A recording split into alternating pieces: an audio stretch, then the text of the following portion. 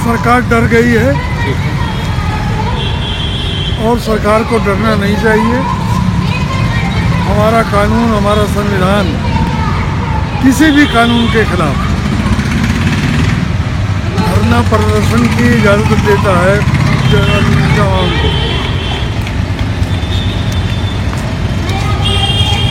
अगर कानून गलत है तो सरकारों ने बहुत से कानून वापस लिए हैं।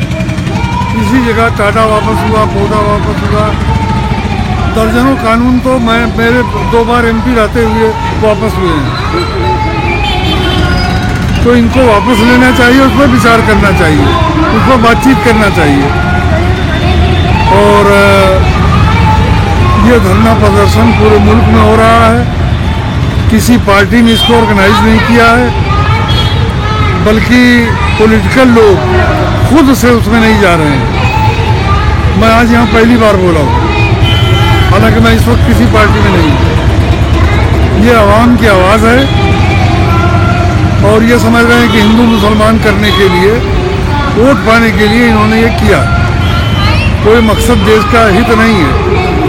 NRC आसाम के लिए ज़रूरी थी, आसाम में हुई है, आसाम में मसला था, तो उसको आसाम तक सीमित रहना चाहिए। यहाँ कौन सा विदेशी बैठा हुआ है? अगर विदेश से मुराद कि जो धर्म बाहर से आए, तो धर्म तो कोई दुनिया में चीज़ है नहीं। चीज़ तो नस्ल है। जो नस्ल पहले आर्यन आए, हूण आए, कुषाण आए, यूनानी आए, बहुत सारे लोग आए, बाद में वही तुर्क आए, पठान आए, अरब आए, मुग़ल आए। तो अगर वो ख्वाब देखते हैं कि उनको हम निकाल देंगे, तो फिर यह तारीख भी चलेगी कि जो पहले आए, जितने पहले जो आए, पहले वो निकले, फिर 2000 साल के बाद तुर्क और पठान भी निकल जाएंगे। CA से सबसे ज़्यादा नुकसान हमारे देश का नुकसान ये है कि अपने लोगों को, जो पहले से हमारे नागरिक हैं, उनको तो हम रोज़गार दे नहीं पा रहे हैं, उनका पेट नहीं भर पा रहे हैं, उनका पूरा तन नहीं ढक पा रहे हैं। और अगर बांग्लादेश से 1.5 करोड़ हिंदू अगर आ गए, तो क्या हाल होगी आसाम की और बंगाल की और नॉर्थ ईस्ट की? पाकिस्तान में जो हिंदू बचे हैं, मैं वाकिफ़ हूँ, पॉलिटिकल हूँ, वहाँ की पॉलिटिक्स में नज़र रखता हूँ। वहाँ से तो 150 आ सकते हैं, उससे ज़्यादा आएंगे नहीं, इसलिए कि वहाँ ज़िंदगी ज़्यादा आसान है बनिस्बत यहाँ की।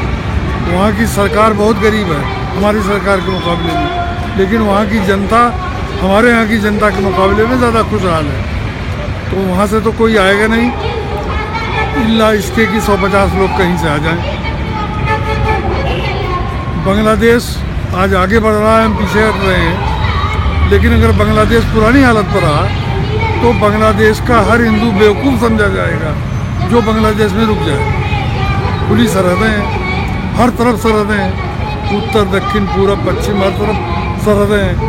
कोई भी सरहद क्रॉस कर जाएगा तो क्या होगा आसाम का, क्या होगा नॉर्थ ईस्ट का, क्या होगा हमारे बंगाल का? कई जगह पर ऐसी भी बातें हो रही है। मज़हब के नाम पर कोई ठीका तो हमने ले नहीं रखा है, हिंदू और मुसलमान के नाम पर। ठीका हमारा उनके लिए है जो इस देश में पैदा हुए, इस देश के नागरिक हैं, उनके बाप दादा इस देश में रहे। उनका ठीका तो पूरा नहीं हो रहा है।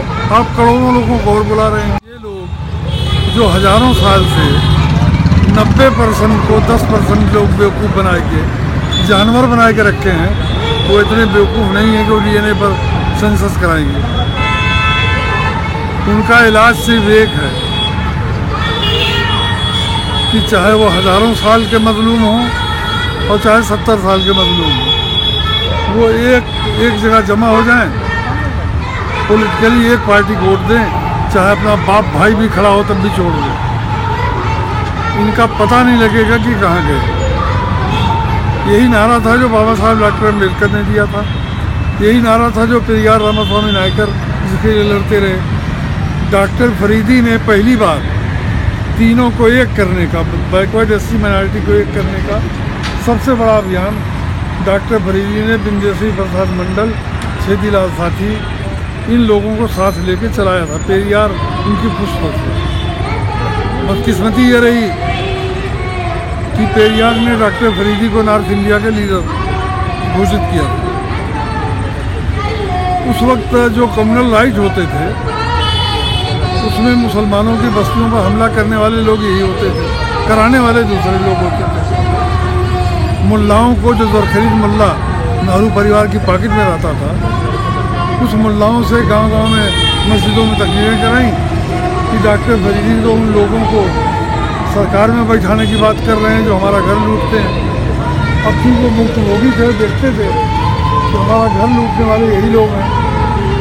तो हम लोग उस वक्त यही करते थे कि हम लोग कहते थे कि हम इसलिए कर रहे हैं ताकि ये तुम्हारा घर ना लूटें, और अगर ये तुम्हारा घर नहीं लूटेंगे तो पंडित जी तुम्हारा घर लूटने नहीं आएंगे। उनकी ताकत नहीं तुमसे लड़ने की, उनकी तादाद भी नहीं है तुमसे लड़ने की, उनसे बहुत ज़्यादा तुम खुदे हो। लेकिन उस वक्त वो तहरीक नाकाम हो गई। लेकिन मुझको लगता है कि अब वो तहरीक उठेगी और इसी जगह से उठेगी, और साल 2 साल में आप देखेंगे ये तीनों तबके एक शीशा मिलाई हुई दीवार की तरह खड़े हो जाएंगे